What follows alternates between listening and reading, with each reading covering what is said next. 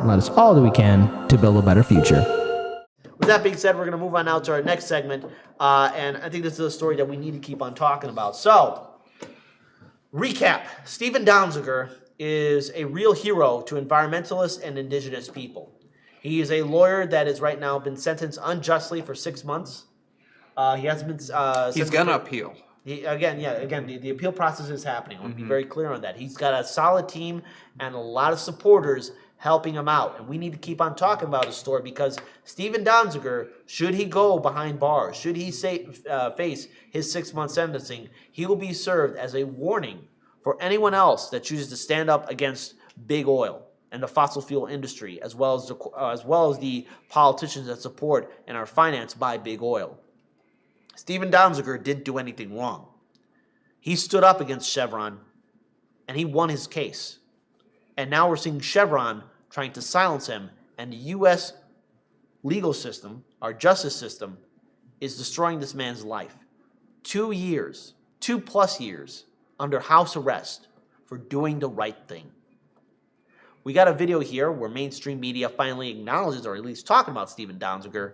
By the way, what's really infuriating about them talking about it now is they're like, oh, while the entire thing's happening, we might better get public opinion one way. Let's not mention him at all. Let's wait for the last. Now that he's lost, okay, let's talk about him. Oh, woe is me. Let's talk about this video.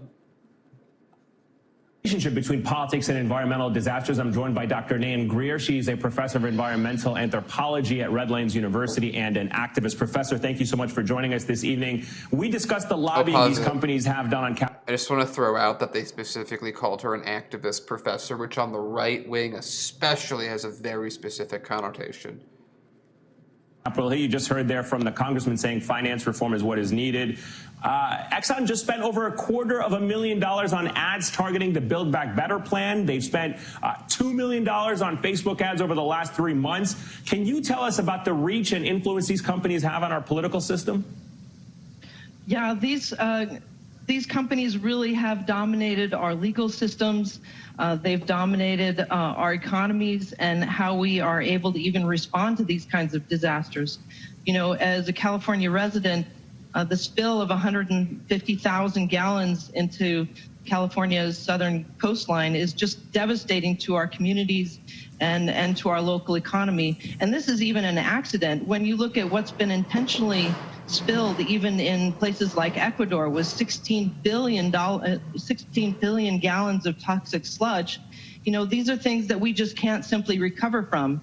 Even cleaning up one of their 54 pits is just too expensive of an endeavor for people like academics and non-governmental groups to help with. You know, really, the fossil fuel industry creates something that we can't recover from, and we need to divest from these fuels because the greater population is who is dealing with the risks and the damages. And, you know, it's the corporations that are gaining from these kinds of extractive industries, and we pay the price. You know, people like Stephen Donziger, who has been defending over 30,000 indigenous people in Latin America against these kinds of spills, is one of those examples of who's having to pay the price. Now 2 years and 2 months in house arrest and expecting to have to appeal so that he's not having to serve a sentence of 6 months for just a mere misdemeanor in terms of defending people that are having to deal with these problems. Yeah, it's certainly a case that we've all been following very closely. I know it's also garnered a lot pause of international attention. Pause right there. Okay, I'm going to take this a different way than originally what I was thinking when he said that. You've been following this case very closely indeed, and decided never to cover it until someone else brought it up. That's how closely you're following it. And this professor who's doing this, this activist professor versus this. I'm going to say this professor and this overpaid reactor. Yeah. So again, thankfully, this woman, this professor, this wonderful person who's doing the right thing, saying Stephen Donziger's name and acknowledging the injustice that he is facing. She's doing the right thing. But notice the anchor, this douchebag of a guy saying, we've been following this story closely. BS on that! You haven't been following this story closely. It should be covered in the New York Times. It should be covered all over the media. It's even worse if it's true. Yeah. That's my point. That if we take him at his word, it means that they've been following it, they've been seeing it, they've been seeing the deaths associated with it, and said, no, I don't need to follow this. I'm going to follow it closely on my own time, though. Let's play the rest of this video. Condemnation from There you go. We played the rest of the video. I think there might. relationship between politics and environmental. I think that's it. Or unless there's one more. Yeah, there we go. So there's actually one more part to it. So just in the brief time we case have. study, everything today is you.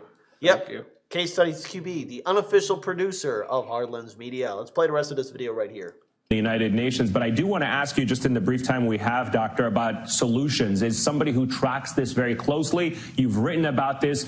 What are the solutions from your area of expertise on what can be done?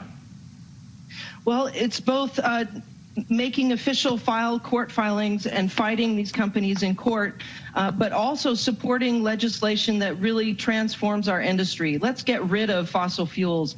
Let's move on to what's clean and what's better for our people, for the earth, and for the environment. And let's get off of this train of black gold and all the terrible things that come with it. You know, companies like Chevron really have no qualms about pushing forward for just another dollar, even though our entire environment and our global world is having to deal with these damages. So I'd say divest from big oil and gas, stop the lobbying. You know, I read that $10 million were spent in this last year. Chevron spent $4 million of that just to lobby our government to continue doing this horrible type of behavior all around the world. All right, Dr. Nanger, thank you so much for helping us put a spotlight on this. Greatly appreciate it. Thank you. Wow. Again, very glad that at least, you know, she mentioned Stephen Donziger's name. I love how defensive he was. Like, oh, we listen all the time. Yeah, and again, look, there has to be more than just not only just dealing with big fossil fuel. We have to look at true alternatives of actually consuming energy on this planet. We cannot just rely on the fossil fuel industry anymore. It's been polluting our entire ecosystem on this planet, and now we're dealing with the ever-growing cost of climate change. And which means we have to turn over to companies that are moving into electric, battery, wind, solar. I would even say nuclear. But it's like we can't yell at oil. We can get them sued where we can, although it seems very difficult. But we really need to replace with other stuff. So I know these happen a little more often where it's like maybe a community. I remember that time where I forget what solar company was trying to provide it, but they were trying to put solar power, or no, wind power in one area of South Carolina. I might be somewhere else, but as in my mind, it's South Carolina, and like another place like Georgia or something was trying to get solar, and the people they were fighting against got it stopped because the sun will get weaker if you put solar down, apparently, and wind turbines create demons. So if those people in those towns can get solar plants that were pretty far along the process canceled, you have no excuse then to make them happen when they do come up locally for you, and trying to bring them, again, at a local level, there is still some democracy.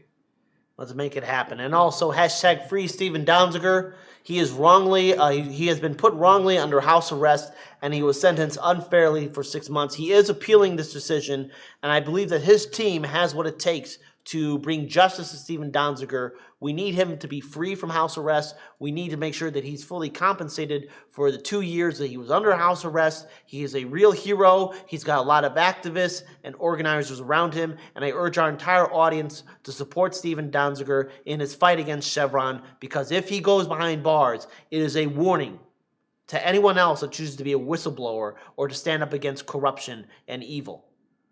Chevron polluted the Amazon rainforest in Ecuador, as well as impacting the indigenous communities there. If we don't fight back, people like Stephen Donziger are going to be made into an example. And just to add a little more context as well, the reason that they went after Stephen Donziger is now they are like, we don't have to pay this entire bill. Yeah. That's why they went after him the way they did, because he was. You take him out, they save like what $6 billion. Yeah. Again, we got to fight for that better future. Climate change is a real threat. Stephen Donziger didn't do anything wrong. Hashtag free Stephen Donziger.